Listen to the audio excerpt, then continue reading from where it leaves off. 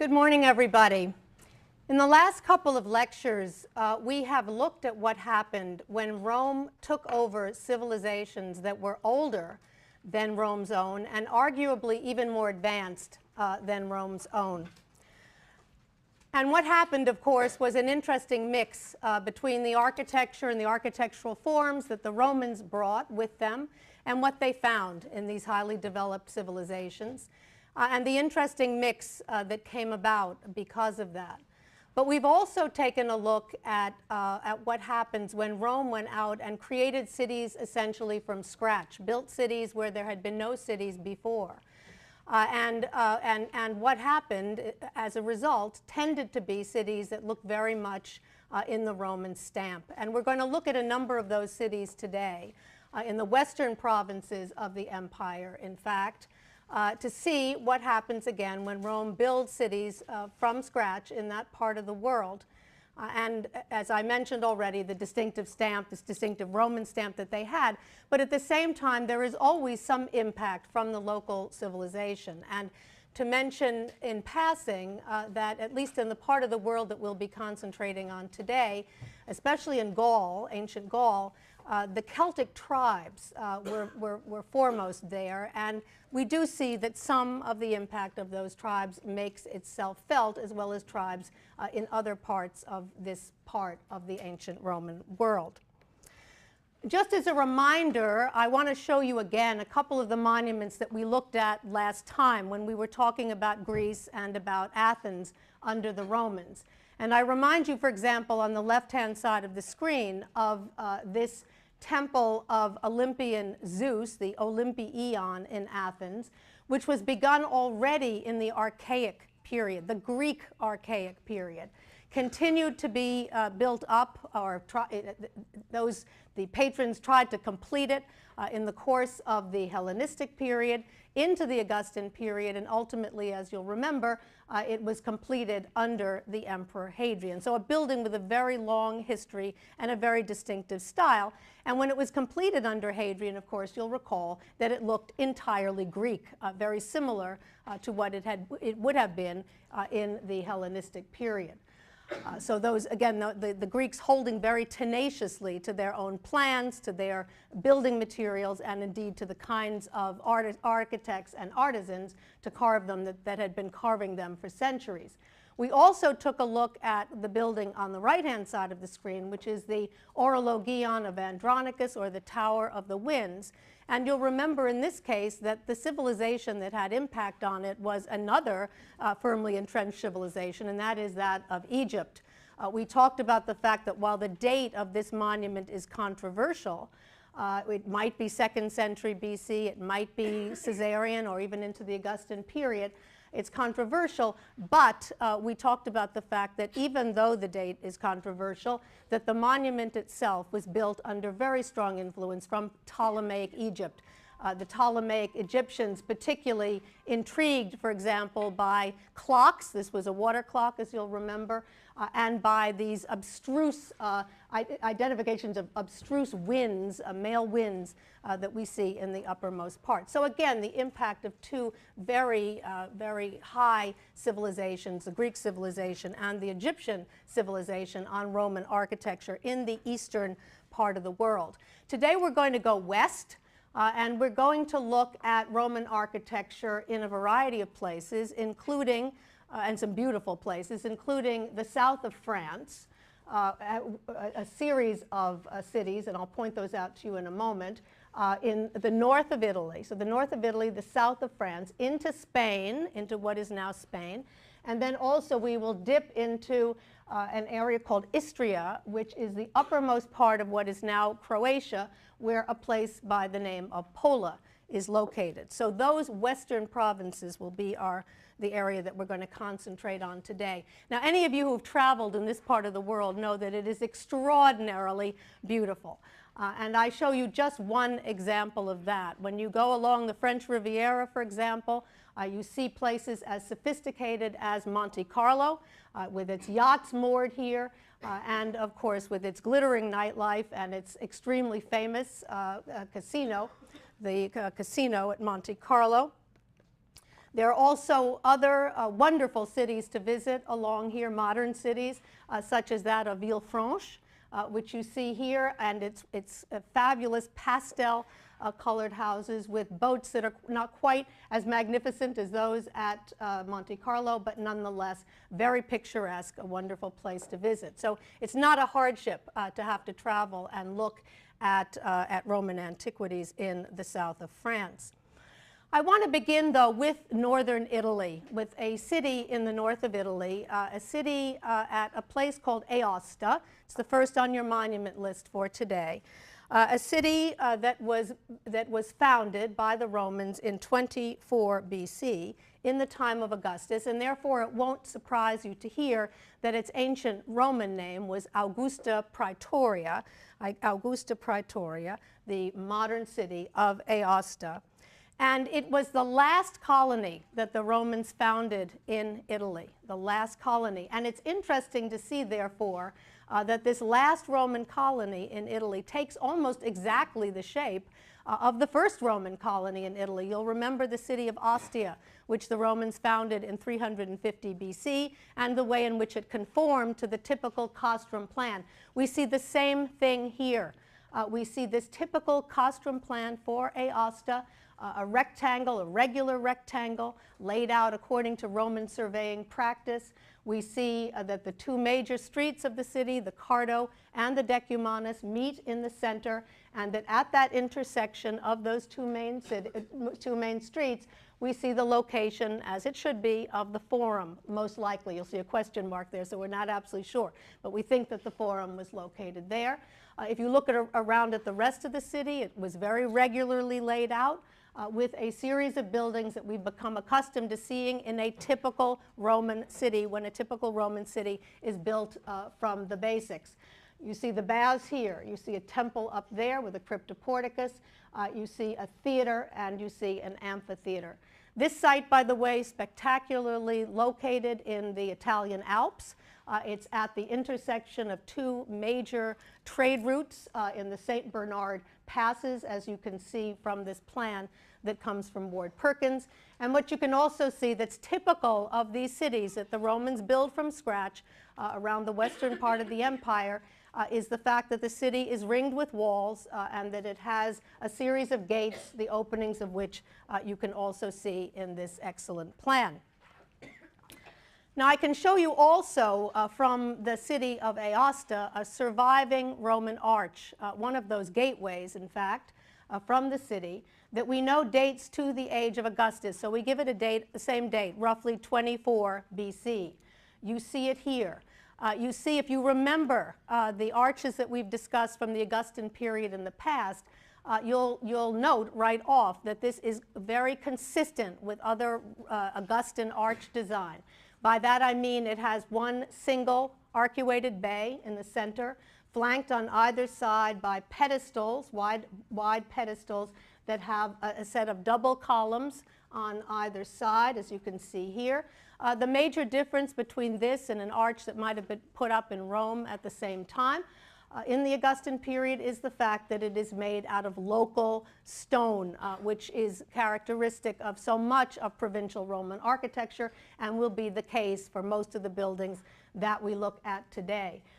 The attic is gone. There's a modern roof on top of the structure. The ancient attic is gone, but you can imagine that it would have had a fairly traditional attic with an inscription at the apex and probably some kind of sculpture crowning the monument in antiquity. Now, there's one detail that has to do with the orders that are used here that is different from any other arch that we've seen before, and I wonder if any of you notice what that is. The columnar orders. They are what? Doric, Ionic, or Corinthian? Corinthian. Okay, everyone agrees they're Corinthian. You're absolutely correct. But what is strange about the fact, if you look above those Corinthian columns, what do you see that doesn't usually go with Corinthian columns? The triglyphs and the metopes. The triglyphs and the metopes that tend to accompany the Doric order. So this is very interesting. We see this mixing of the orders here. the use of Corinthian columns, but a Doric frieze with triglyphs and metopes. You'd never see that in Rome itself. But what it is an interesting playing around with the canonical orders that have been passed from Rome to this part of the world. This particular architect or patron, or the city itself, whoever was the patron of this particular monument, made the decision to go in a somewhat different route. So an interesting mixing of the orders, an eccentric arch in that regard, but in every other conforming quite closely to what we would see in Rome, the city of Rome, contemporaneously. I want to go from Aosta in the north of Italy to the south of France, to Provence, to take a look at the original town plan of the city of Arles, the well-known city of Arles. And those of you who know it or have been there know it probably primarily as the city of Vincent van Gogh. It's in the city of Arles. He spent a good deal of time. He went to this particular cafe so often that it has borne his name for some time, the Cafe Van Gogh. And you see another view of a lovely piazza in the city of, or plaza in the city of Arles. And then the famous painting of Van Gogh, the painting that he made of this particular cafe that he used to spend so much time in. A cafe, again, as you see here, is still there, and where you can yourselves go and sip an aperitif or whatever. The city of Arles, wonderful place to go. It has I'm not going to show it to you in any detail, just a glimpse here of its famous amphitheater. It has a very well-preserved Roman amphitheater. And the fact that France is so close, as you can see in that map I showed you before, to Spain has led to quite a bit of Spanish influence coming into this particular part of France. And this amphitheater is used today not only for other kinds of performances, but even for bullfights. As you see, this is actually a bullfight in Madrid, not in Arles, but nonetheless, it's a sort of thing that has been performed even in the amphitheater at Arles. Here's the map again. Before I show you the city plan of Arles as it would have looked, I just wanted to remind you of these towns in relationship to one another. So we've come up from Rome. We've looked at Aosta in the north of Italy in the Alps. We're making our way now into the south of France. And I wanted to point out the proximity of northern Italy with the south of France, because we do believe that a lot of the impact of Rome was felt through the on south of France, or what is now the south of France, was passed through the intermediary of the north of Italy. That there were certain kinds of architectural forms that were developed in the north of Italy that were transferred into the south of France because of the proximity of one to the other. We're going to be looking at Arles. We're going to be looking at Nîmes. We're going to look at a building in La Turbie. We'll be looking at Saint-Rémy and at Orange, the great theater at Orange, as well as a temple at Vienne. So all of those sites. We're going to dip into Spain.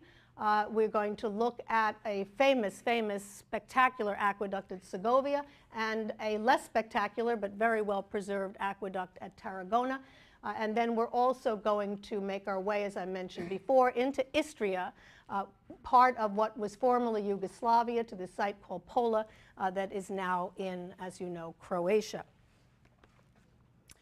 I want to begin with the city plan of Arles, as it would have looked in ancient times, and I show you here the city plan not the city plan. I want to show you the forum to give you a sense of what fora looked like in the western provinces during this period, especially in Gaul. I want to show you the forum plan of the city of Arles. And I show it to you here with the modern streets superimposed on top of it, because much of it is underground. You can't see too much of it today.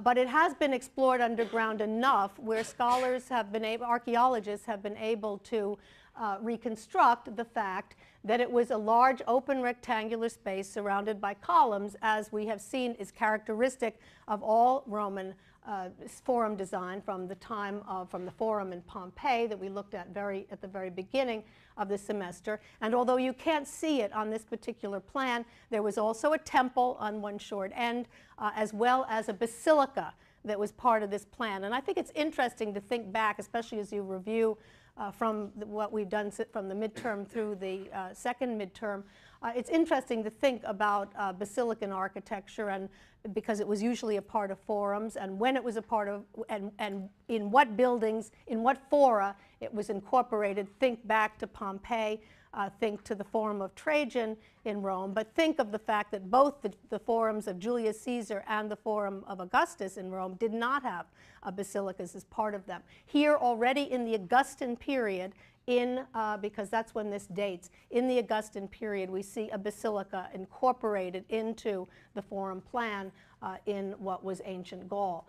I mentioned that there's a well-preserved cryptoporticus, an underground storage area around the colonnade, and you see a view of it here, extremely well preserved. And it should remind you of those cryptoportici that we looked at very early in the semester at the sanctuaries that we explored, the sanctuary at Tivoli and Hercules Victor at Tivoli, and Jupiter Anxur at Terracina, for example. Very similar with its barrel-vaulted corridors. This one was used for storage within the forum, so they would store salt and fuel and other items that they would need for daily use, but it also became eventually, and you can get an inkling of that from this view on the left, it eventually became a dump for architectural members that were no longer needed, as you can see here, columns and capitals, but also for sculpture. And one of the most famous portraits of the Emperor Augustus was found in this cryptoporticus, dumped there at some later period, and it's now on display in the Archaeological Museum in Arles. I want to turn now to the theater at Orange, which is one of the most spectacular monuments that I'm going to show you today. And you see it in this extraordinary view from the air. A building that you can see from your monument list was put up in the late 1st century BC, early 1st century AD, and it is really something special.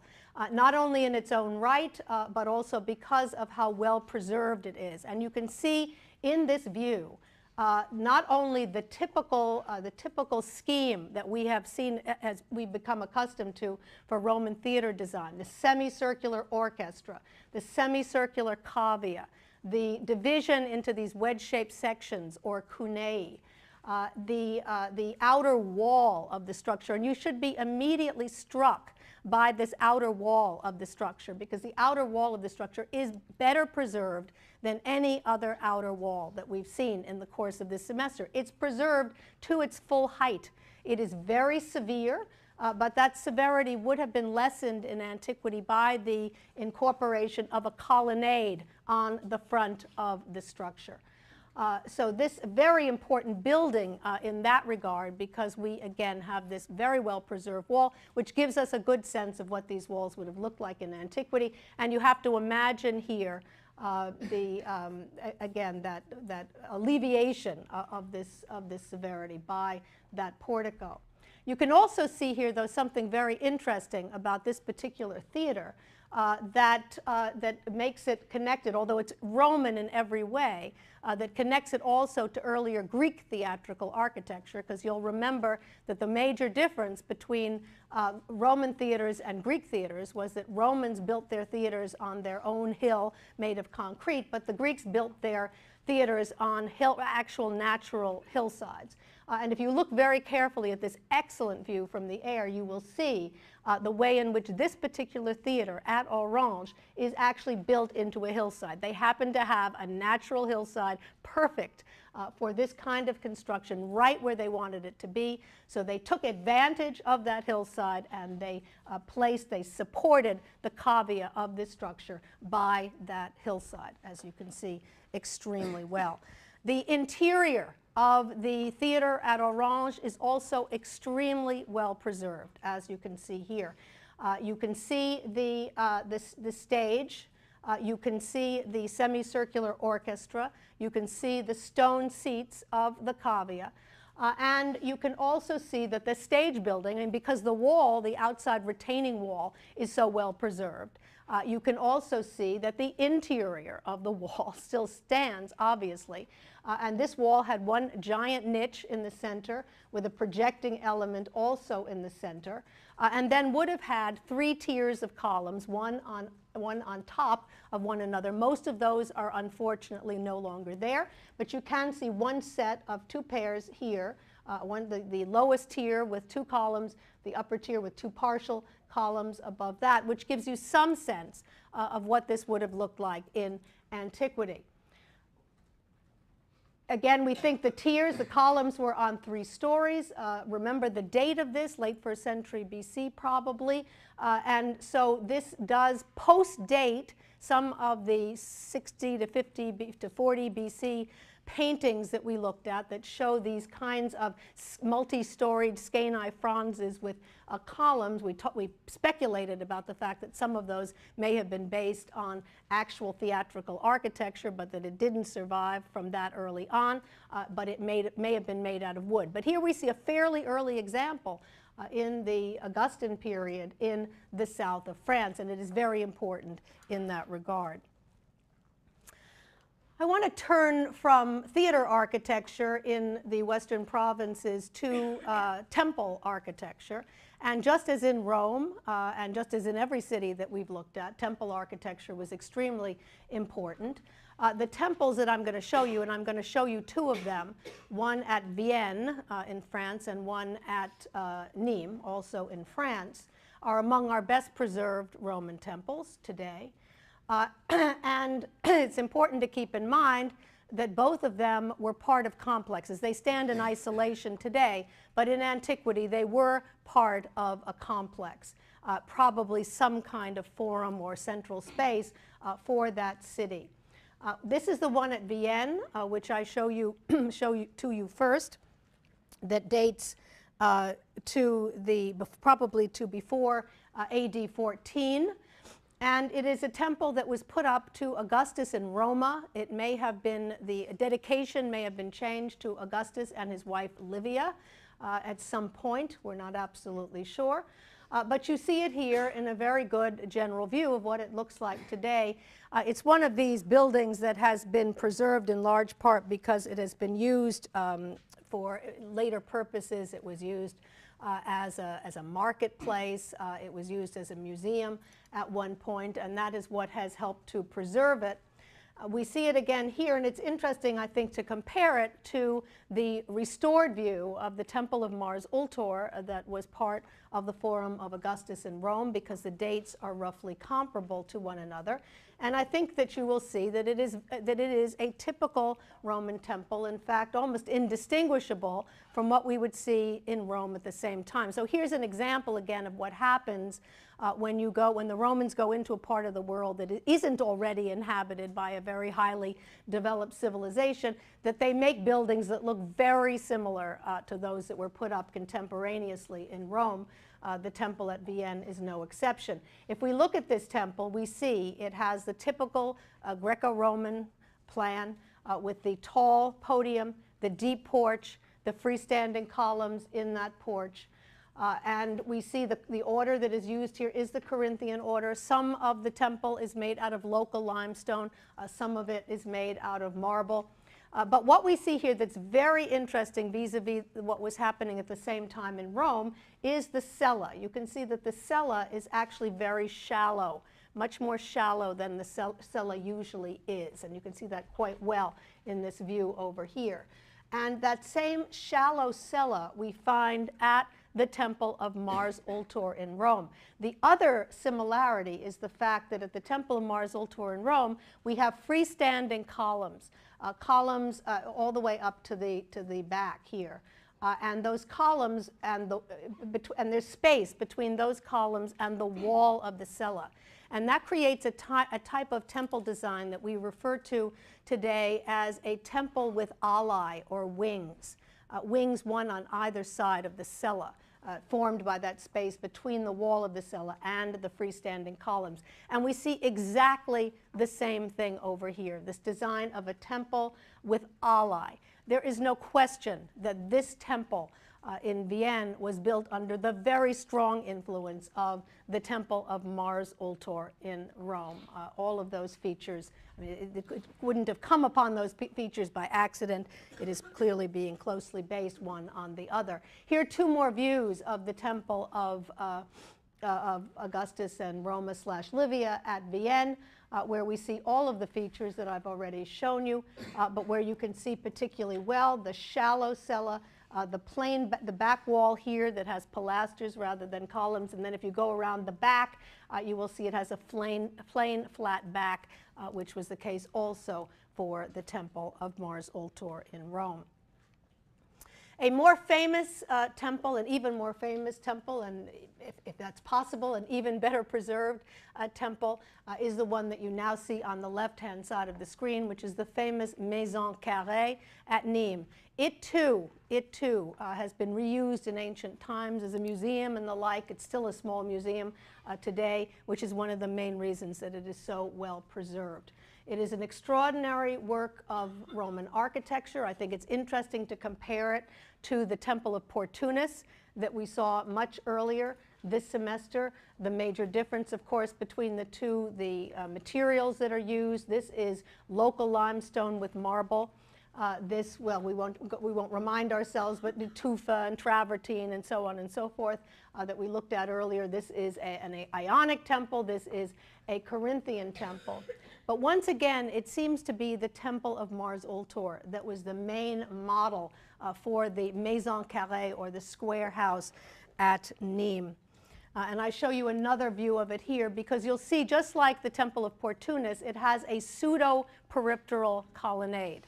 And you can see that extremely well. Yes, the columns encircle the entire monument, including the back wall, but those columns are engaged or attached to the wall going all the way around. Here you can again see the opus quadratum blocks of this local limestone that's used for the walls, and then marble used for the columns and also for the capitals of this glorious and very well preserved Roman temple. And here some spectacular details of the capitals of the Maison Carrée at Nîmes, and the frieze, and also the decoration up above.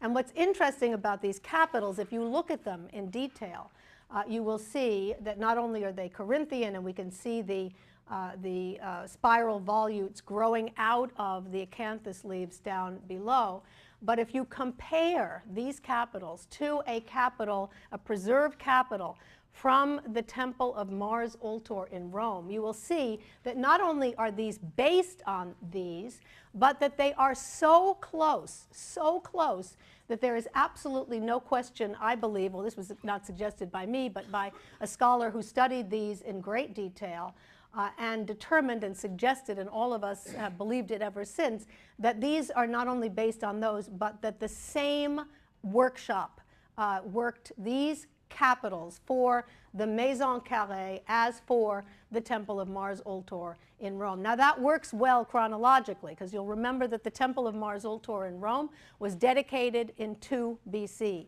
This building, as you can see from your monument list, was built in around AD 5.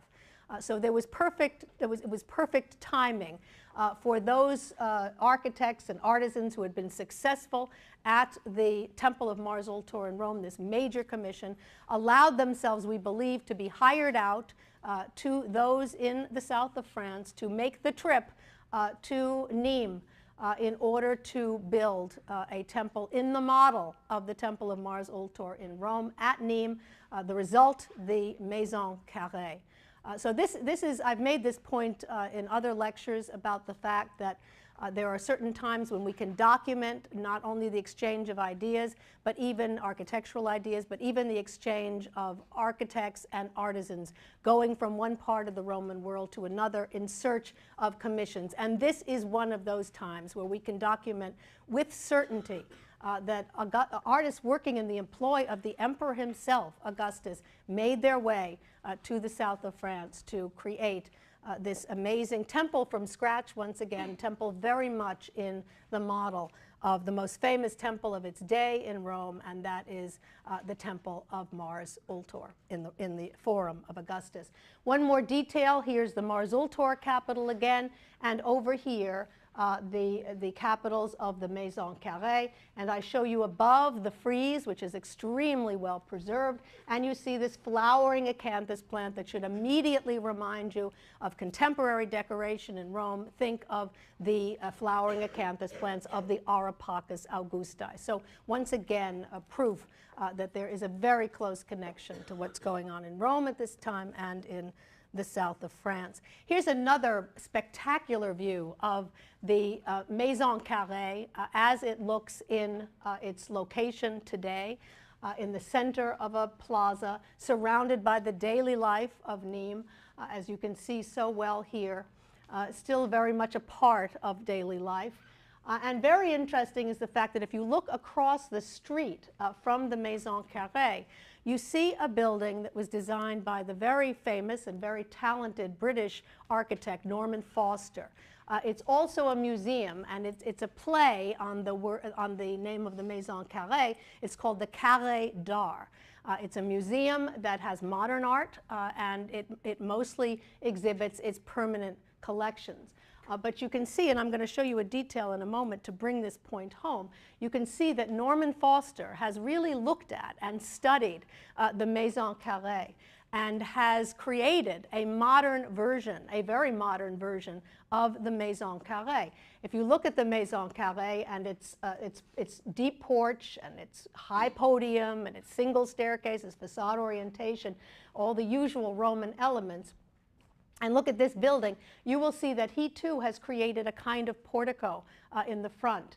They're not actual columns, they're piers, but piers, and it's very slender and elegant piers, but piers nonetheless that are clearly being played off the columns of the Maison Carrée. And look at the way in which he has done the glass exterior. He has divided it into a series of panels that are clearly, I believe, reflecting, and I'm sure he knew he was doing this at the time, clearly reflecting the panels of the ashlar masonry of the walls of the actual Maison Carrée.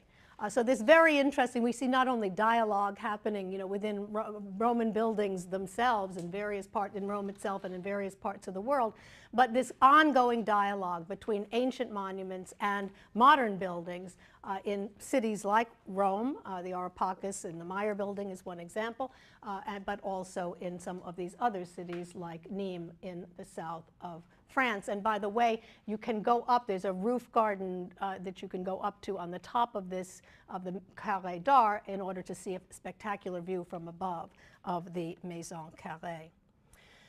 Now, one of the most important elements of the Romanization of the empire was the fact that as the Romans went in and built these new cities in East and also in West, they supplied it with amenities that weren't there before. And this was especially important in the western provinces where, again, the civilization had not been all that high prior to this period. So the Romans come in and they build aqueducts with a vengeance in the western provinces, in the south of France, in Spain, in order to provide these towns with a water supply. And I want to show you a couple of examples of our best preserved and most spectacular Roman aqueducts anywhere in what was the ancient Roman Empire. I want to begin with perhaps with certainly the most famous of these, the so-called Pont du Gard, also at Nîmes. And I show you first a map which gives you a sense of what was going on here. The patron, by the way, of the Pont du Gard at Nîmes was none other than Marcus Agrippa. Marcus Agrippa, whom we've talked about several times this semester, the close friend, confidant, right-hand man, son-in-law, hoped-for heir of Augustus, who we saw was building buildings in Rome. He built the baths that bear his name, the Baths of Agrippa, and he also built that first pantheon, that first temple to all the gods, with its caryatid porch. We saw that he was active as a builder in Athens, where he built the Odeon of Agrippa and where he was honored with a statue on top of a pier on the Acropolis in Athens. He also was active in the south of France as a great builder, and it was here that he was responsible for commissioning an aqueduct that would bring water from 31 miles away up in the mountains down to the city of Nîmes. And this map gives you a very good sense of exactly how that was done. The source was up there at the top pink circle up there, made its way all the way down to the city of Nîmes here. Now the Romans were very clever about how they built aqueducts. They let gravity and the change in terrain essentially do the work for them. They placed terracotta pipes underground for the most part on sloping ground and allowed the water to come from the hillsides or the mountains down into the city, just as they did here. On occasion, they allow those terracotta tubes to be carried by low walls. But sometimes they got to a point where they had to cross a body of water, and that is exactly what happened here. The river Gar of the city of Nîmes, of the area of Nîmes, goes through, is located at this particular point. And so the aqueduct system had to cross the river. How did they do that? They couldn't tunnel it underground. They couldn't place it on a low wall. So what they did was built a bridge. They built a bridge to carry that water across the body of water. And the result of that is what you see here. This is the famous Pont du Gard at Nîmes. This is the bridge that serves to carry the water across. They place the terracotta pipes in the aqueduct itself, and that water is carried across that aqueduct. Now, what's particularly extraordinary about this monument, besides that feat of taking that water across the river, is the fact that it is, well, if you look at the building technique, you can tell that it is made of ashlar masonry that is local stone in this particular case, as much as we have seen is the case for the most part in architecture in the south of France in the Roman period. But what is amazing about this particular aqueduct, besides this great engineering feat, is the fact that the architects have paid enormous attention to the exact measurements, not only of the arch itself, but of the arcuations. And they have worked up all kinds of elaborate mathematical theorems in order to get to the point where they play these shapes and the sizes of these shapes well off against one another. The larger arcuations below are perfectly mathematically worked out so that they work well with the smaller ones up above. And we see in a building like this, I think, something that is really impressive, not only a sign of Romanization. I mean, this is, when you talk about Roman imperialism and the Romans taking over the world in ancient Roman times, one could think about that in part in a negative way. I mean, imperialism and taking over and creating an empire can be viewed negatively. But one of the positive things that the Romans brought, one of the many positive things that the Romans brought to these underdeveloped parts of the world was what we call Romanization, bringing these amenities, bringing things like water to a city so that it could live at a higher level than it was able to live before. But besides that, when you look at an aqueduct like the Pont du Gard at Nîmes, I think you'll agree that although we would call this a feat of Roman engineering first and foremost, the Romans have been adept enough, both through paying attention to these mathematical considerations, but also to carving the stone, to making the stone really work aesthetically, that they have essentially in this aqueduct transformed engineering into architecture, into what we would define as architecture. I want to show you two other aqueducts, the first, both of them in Spain. The first at Tarragona and the other one at Segovia.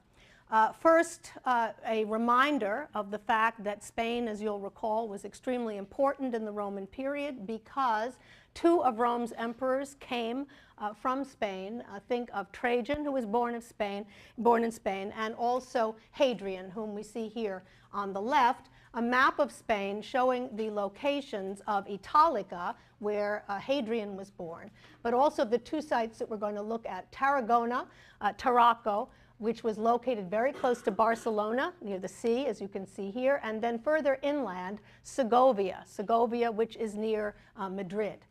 the city of Madrid. So very accessible for any of you traveling Spain. These are sites that are extremely accessible, and especially Segovia, well worth looking at. Just want to show you the aqueduct at Tarragona briefly. You can see it here on the screen, an aqueduct that dates to the Augustan period. And it's a handsome work of architecture. It has ashlar blocks, as you can see, local stone. But it doesn't have the finesse. I think you can see here now how great the Pont du Gard is, because it's attractive, it does the job, it's a great engineering feat, but it doesn't have the aesthetic values that the Pont du Gard does, with its arches that are the same size on the lower story, and then in the upper story it doesn't have the appeal aesthetically, visually, that the Pont du Gard does, but it does its job. However, the aqueduct at Segovia is quite another story. The aqueduct at Segovia is right up there with the Pont du Gard at Nîmes as one of the great works of Roman engineering and of Roman architecture. And what makes it all the more spectacular is how much of it is preserved. And I think you can see that extremely well here in this amazing view of the aqueduct marching, making its way across the center of the city of modern Segovia in this truly spectacular image.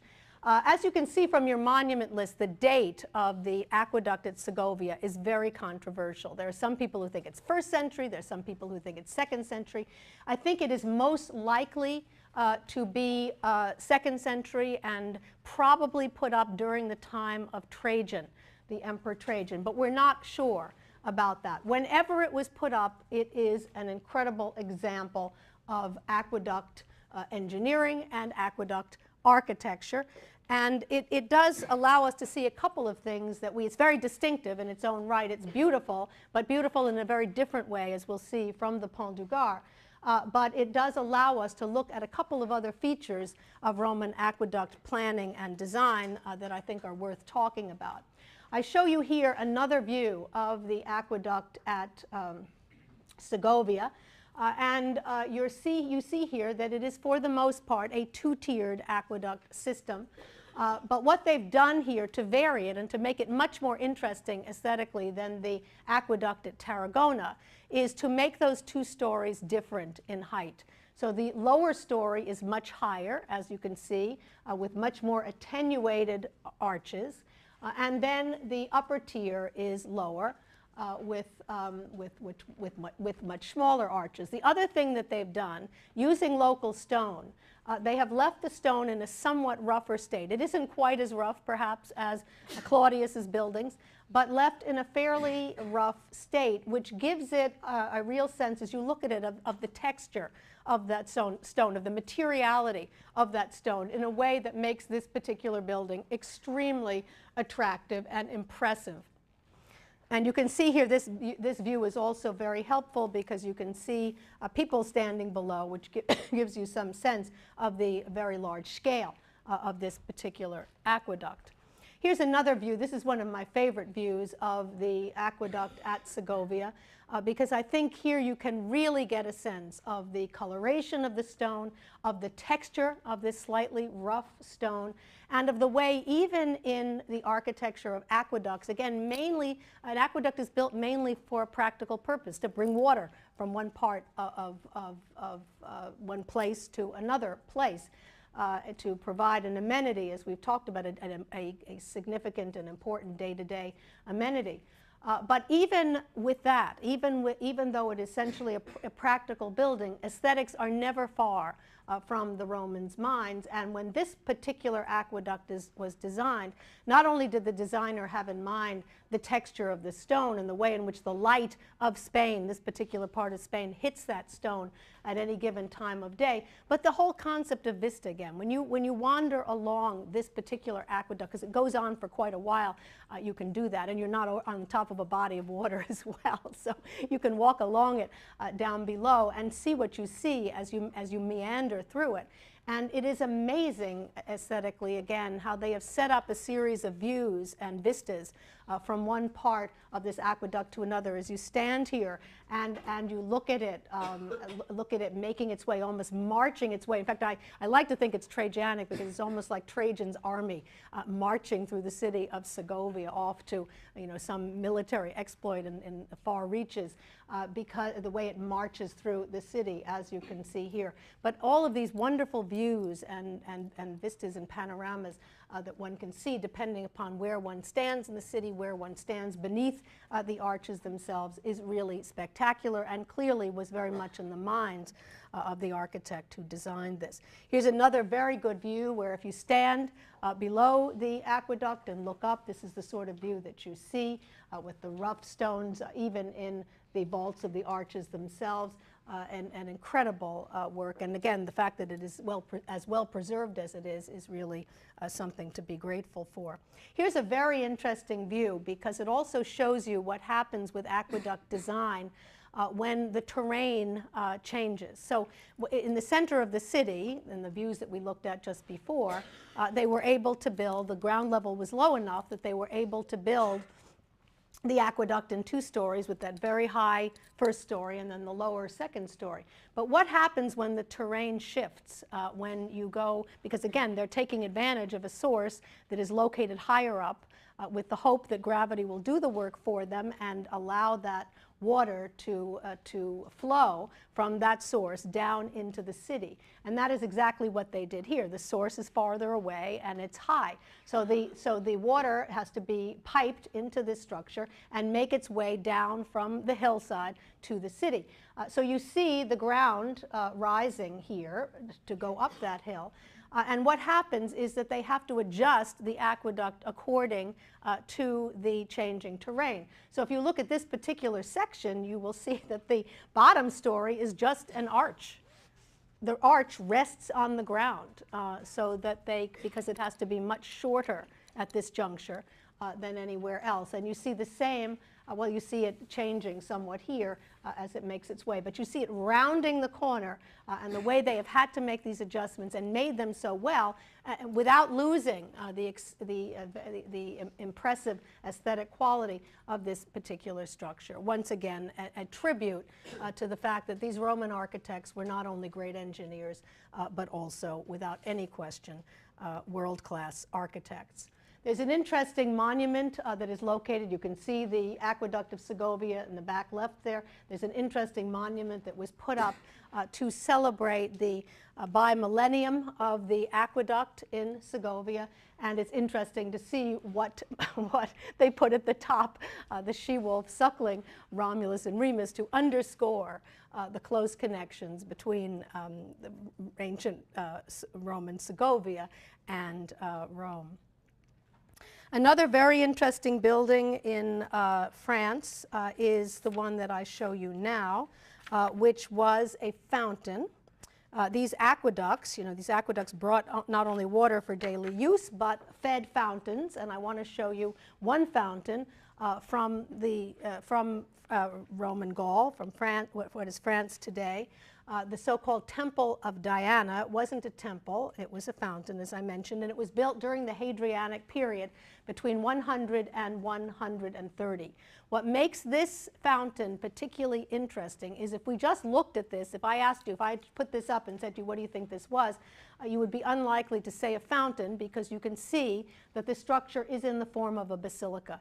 It's a barrel-vaulted central chamber with side aisles that are also barrel vaulted. You can see the barrel vault of this side aisle over here. You can see a barrel vault of the central space here. You can see that there are columns on tall bases. You can make out over here that a triangular pediment on top of a niche. There were a series of niches along the wall with alternating triangular and segmental pediments. But most interesting of all is the central space, the central barrel-vaulted space with these barrel-vaulted side aisles, which is exactly the scheme of a typical basilica. And it's another example of something I've shown you throughout the semester that I've called the interchangeability of form. The way in which certain building types, in this case a basilica, built initially as a civic structure for the trying of law cases, becomes a plan that is used in other contexts, whether it's in residential architecture, as we've already seen, and in this case in the form of a fountain. So that's particularly interesting. Also interesting is the fact that although this is a barrel vaulted structure, it is made entirely out of local stone. No concrete whatsoever in this particular part of France. No concrete, stone construction.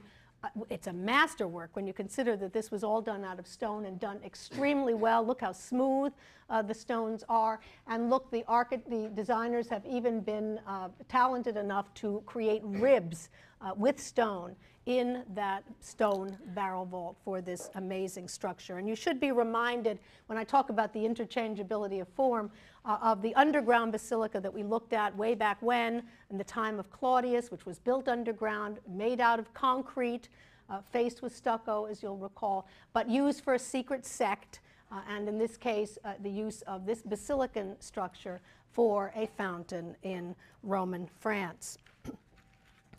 Up to this point, we have looked at monuments that were made possible by Rome's subjugation of this particular part of the world. The subjugation, we know, of at least 44 Alpine tribes. And so while all of these buildings that I've shown you come because of that subjugation and subsequent Romanization of the area, there is one monument spectacularly sited that actually celebrates, honors that very subjugation. And it's to that that I now want to turn. It is, as I mentioned, spectacularly sited along the French Riviera, not far from Nice, not far from Monte Carlo. You see it here. It is the trophy of Augustus, the Tropaeum Augusti, as you'll see on your monument list, that is located in a town called La Turbie, and you can see it rising up in the midst of modern La Turbie here. It dates, we believe, to 6 BC, and thus in the age of Augustus, and celebrates quite specifically Augustus's, and the inscription tells us this, Augustus's subjugation of 44 Alpine tribes in this particular part of the world, a monument put up to honor that victory of Augustus. So essentially a trophy monument. You can see that it is only partially preserved, and I show you here a view of it down the street, of the modern street as it looks today, where you can see it rising up over that street. And if you look very carefully, you will see that the stone that the structure is made out of is very similar, in fact exactly the same, as the stone used for the local houses. Now this is very interesting because what the monument did not look, even though it's only partially preserved today, even less of it was preserved earlier on, and it was in the 1930s that an American patron decided that he wanted to reconstruct as best that could be done, the trophy monument at La Turbie, because there was recognition that the monument at La Turbie had served as a quarry, essentially, for the local inhabitants, and that over the years they had been taking the stone from the victory monument of Augustus and using it, that's why it's the same stone, using it in their houses. And this American wanted to rectify it, so he donated the funds that enabled them to tear down, to demolish 32 houses and come up with 3,000 fragments from the victory monument, the trophy at La Turbie, and reconstruct it as best as they could from those fragments. And that's what you see there now. Here's a view of it as it looks today, as well as a model. And what you can see from both of these is not only the inscription and the trophy in relief on this side that mentions the 44 Alpine tribes, but the monument itself. And this model makes it very clear what the general form was. A round structure with columns encircling it on a base, and then the whole thing placed on a very large and tall pedestal with a pyramidal element at the top and a crowning statue at the very apex. This scheme of placing a rotunda on top of a tall base is something that we have seen as characteristic of funerary architecture from the age of Augustus. Think of the tomb of Cecilia Metella, for example. And it is that scheme that is used here. So another example of this interchangeability of form, that a form that was used for mausoleum architecture, now used for a trophy monument of the same time, but in a different part of the world. The model also shows you that there were niches around the central circular structure. Those had in them portraits of Augustus's lieutenants who helped him placate this particular part of the world, and then at the top of the stepped pyramidal structure, a portrait, a bronze statue of the Emperor Augustus himself. Here's a detail of the Victory Monument at La Turbie with all of those stones from those 32 demolished houses reused here to reconstruct it. There is concrete used here, but it's a Gallo-Roman form of concrete. You'll see in Ward Perkins that he refers to this work as Petit Appareil, P-E-T-I-T, A-P-P-A-R-E-I-L, Petit Appareil, which is essentially a Gallo-Roman version of concrete construction with stone facing, the little work, little pieces of stone that are very similar to opus incertum, but different enough and distinctively French enough to be called Petit Appareil. The victories, Augustus's victories and pacification of this part of the world also led to the construction of arches. And I want to turn to a couple of those now. The arch at Saint-Rémy, also in the south of France. You see it here. It dates to around 20 BC. And it probably served as both an arch in honor of these victories that Augustus celebrated here, but also as a gateway into the city. It's very simple. It looks very much like we've come to know Augustan arches are, with a single arcuated bay in the center, columns in this case on two separate bases, fluted columns. The capitals are not preserved, so we don't know if they were Corinthian, but they were probably Corinthian. A very elaborate archivolt, as you can see here, with the coffering extremely well preserved. And then if you look very closely at the decoration, you see a couple of figures standing on either side. These are actually, they're headless now, but they're actually figures of captives, of local captives, to make reference again to the fact that this was a military operation that allowed Augustus to take over to subjugate these 44 Alpine tribes and others in this particular area, and that subjugation is referred to here by the representation of those captured barbarians. A much more important and more interesting arch is this one. It's an arch that is located in Orange, back to Orange, also in the south of France. The date of this monument is very controversial, and I think by looking at the general view and also a detail, you can see why. It is a triple-bayed arch with a large central arch, two smaller ones on either side, with columns on tall bases, Corinthian columns in between them. You can see that the central element with its pediment projects into the viewer's space. You can also see that every inch of space is completely covered with decoration, figural decoration, piles of arms and armor from the enemy, so much so that it tends to dematerialize the arch. These are all characteristics of later Roman architecture. Think the Arch of Septimius Severus, which I'll show you again in a moment, which has led some scholars to date this as late as AD 200 or AD 203, 204, at the same time as the Arch of Septimius Severus. And it was long thought to be that also because no one could conceive that this idea of the triple-bayed arch could turn up in, let's say, Augustan or Tiberian France, Gaul, before it turned up in Rome. So getting back to that issue I've raised on several occasions about center and periphery. Does everything flow from the center, or are forms sometimes developed in the periphery and then make their way back into the center is an age-old and very interesting question to ask. But I think you can see the reasons why some scholars have dated this to the Severan period.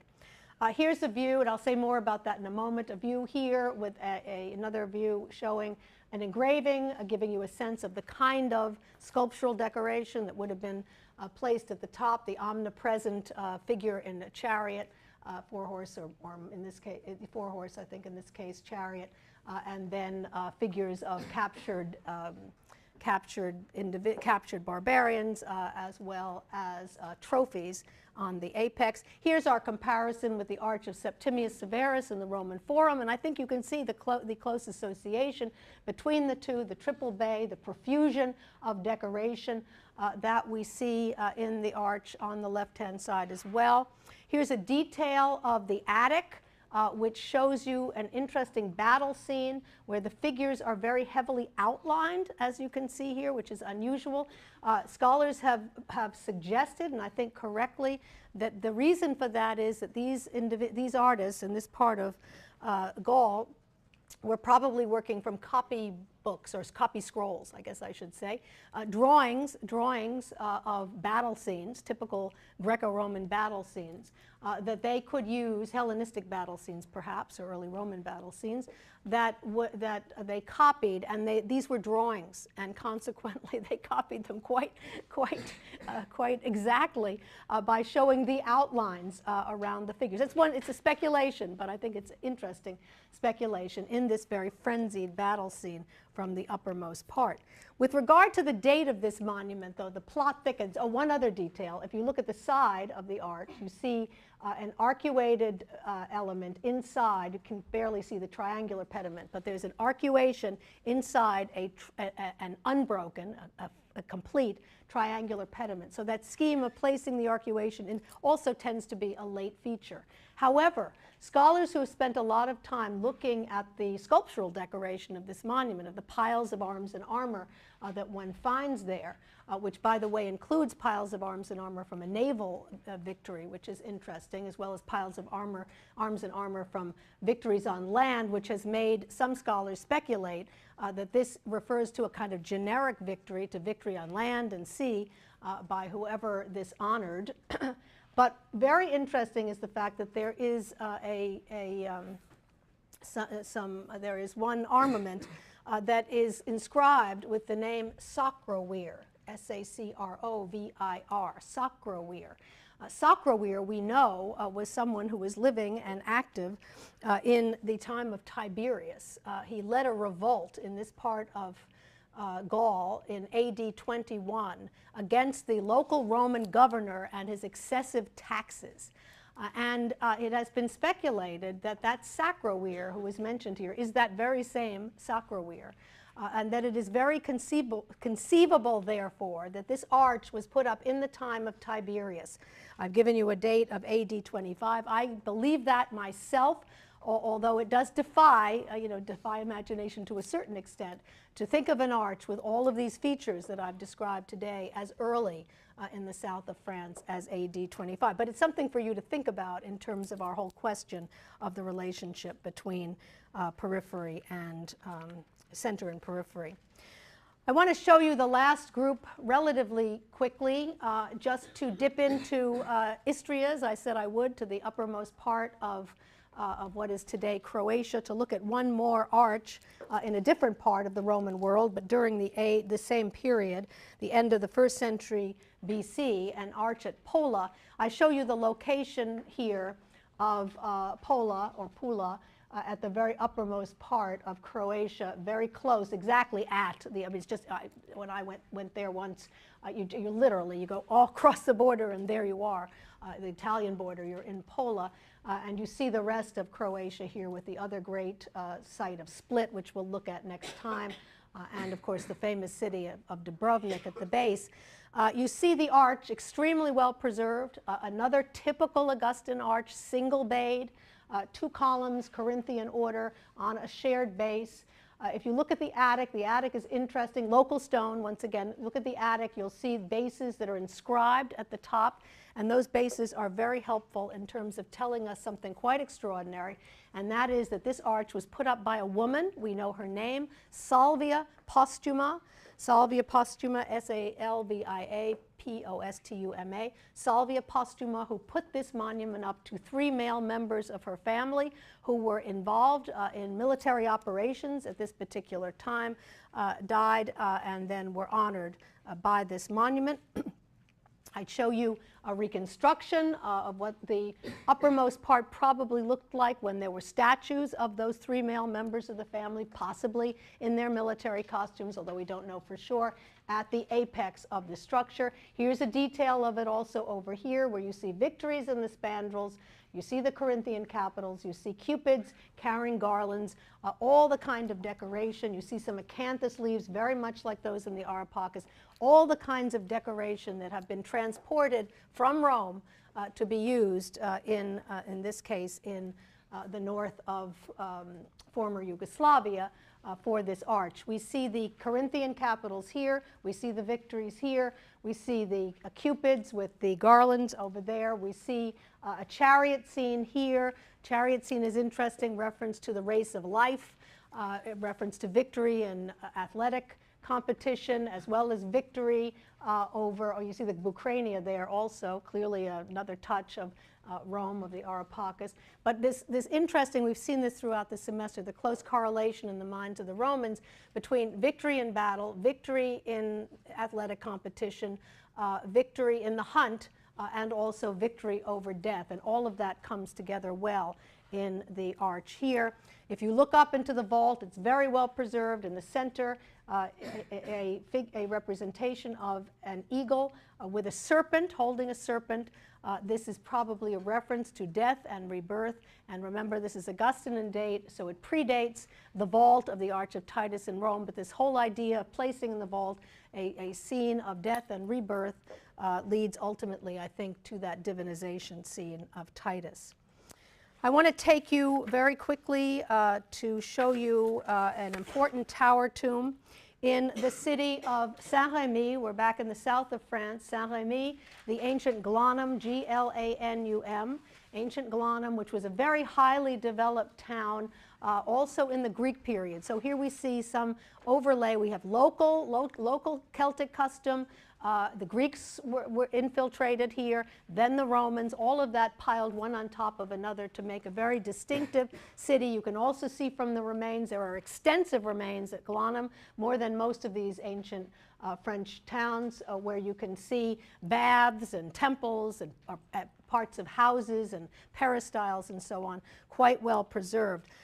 I show you here, for example, some honorific bases and altars, and over here a hypocaust from one of the baths, looking very much like a hypocaust we would see in Pompeii of like date. I also want to mention, in case any of you are making your way to the south of France anytime soon, it is located, the city of Glanum, located very close to the wonderful town of Les Baux. In fact, Glanum is in the shadow of Les Baux that lies in the mountains on the top. Fabulous place to just wander, nothing to do with Roman antiquity, but just a great place to wander, as you can see here. And every one of the caves, and there are a lot of them, have places for wine tasting, so it's a fun place to go. Here are the two monuments. We saw the arch already. This is the tower tomb. These are referred to by the locals as les antiques. Les antiques, the arch, the antiquities, the arch and the tower tomb. And the fact that they are in close proximity, I mentioned the arch may have well been a city gate. The Romans always buried their dead outside the city gate. City gate, cemetery right outside, extremely well preserved tower tomb because it's taller than it is wide. This area of France is particularly famous because of Vincent van Gogh, once again. Van Gogh spent his last years in an insane asylum, as many of you may know, in Saint-Rémy. This insane asylum, which you can see, this is a Van Gogh painting of that asylum in which he spent those last days, is located exactly across the street from Les Antiques. So if you make the pilgrimage there, I hope you'll make the pilgrimage not only to see Van Gogh, but I hope that you're aficionados now. In fact, I hope that you go to see Les Antiques and then also go to see the Asylum of Van Gogh. Here's the monument of the Julii, a tower tomb that was put up in Saint-Rémy in 30 to 20 BC. So a sort of the cusp, this late Caesarian into the Augustan period. And we think the Julii represented here are in fact veterans of Julius Caesar's army who have taken his name. Julius Caesar, all of his battle, his great military exploits in Gaul, referred to here by his veterans who have taken his name and have settled here on land that they were given in reward for their good work. Again, it's a tower tomb.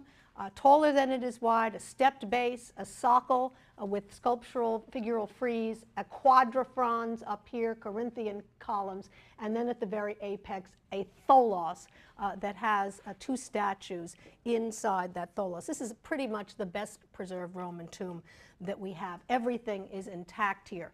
We believe, remember I mentioned way at the beginning that we think that a lot of these Roman ideas came to the south of France via North Italy, and we think this was indeed the case. North Italy, we know they put up a lot of these tower tombs, and we think it's likely that this sort of thing imitates some of those tower tombs in the north of Italy. I show you a detail of 2 of the figural friezes from the socle of the monument, which you can see represent battle scenes, and you can also see those deep outlines, just as we saw at the Orange Arch, which once again suggests to us that these artists are looking at drawings of this kind of thing that have come from the Greco-Roman world, and they are copying what they see. I don't have time to go into it here, but if you look with care at some of these when you're studying this monument, you will see that you will see that there are some figures, while for the most part it makes sense, there are some figures in this crowded scene that don't work. For example, here's a figure on the ground with a shield above his head trying to protect himself, obviously, from a combatant, but there is no combatant there. And that seems to underscore, again, that they are using copybooks, that they're looking at these things, they're copying what they like, they're copying the scene for the most part, throwing in some other figures that they like that sometimes don't even make any sense. A detail up here of the tholos with the 2 statues. I spent about 6 weeks at this monument at one point, and in that area at Saint-Rémy, in a little place near the Les Antiques. And I remember when I was there that there was this wonderful headline in the local newspaper that said there was a huge storm with lightning and so on. And the next morning there was a headline that said, "Has Gaius lost his head?" Because the locals want to believe that this is a monument not of local army veterans, but of the Augustan family, and that the 2 figures at the uppermost part were Gaius and Lucius Caesar. Well, they were not Gaius and Lucius Caesar. They were local veterans, but nonetheless, the myth has continued on. I want to show you lastly, for just the minute or so that remains, to try to underscore that point that the north of Italy may have been a source for this kind of tower tomb that we see at Saint-Rémy. Just by showing you one example, it's by no means exactly the same, but it's the best that I can do because most of these tower tombs no longer survive. But it is a tholos tomb from Aquileia in the north of Italy that dates to the early Augustan period.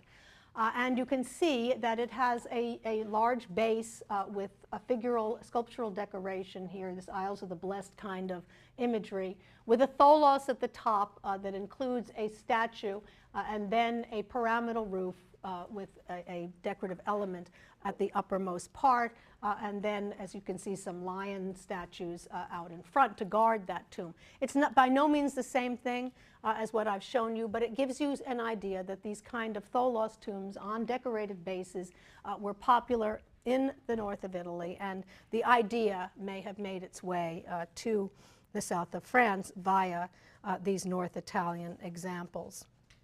And lastly, just one last monument, because we've tended to be looking at tombs in isolation, individual tombs rather than tomb complexes, because it's the individual tombs and not the complexes themselves that are well preserved. But I want to show you one excellent example from the north of Italy, again from this wonderful town called Aquileia, an early Augustan set of altar tombs that are still preserved in the actual original burial plots, which gives you a very good idea of what one of these plots would have looked like. These are, of course, not monumental tombs, but small tomb markers in the shapes of altars and then other smaller items, as you can see very well here. But it shows you the way in which the Romans had, just as one has today, these burial plots for the family, these family burial plots that have individual markers of different family members in them, and then has a kind of a stone fence that encircles and protects their plot. And you can see that stone fence down here, a stone fence that should immediately remind you of some of the stone fences that we saw in second style Roman wall painting, for example, that were omnipresent in second style Roman wall painting. And the last point I'll make today is just to underscore once again, I think there were lots of examples of it today, the tholoi, for example, the tholos, and these fences, as well as the theatrical architecture we saw at Orange, that underscore once again the close association between architecture and painting from the Republic all the way up to the Augustan Age and still beyond. Thank you all.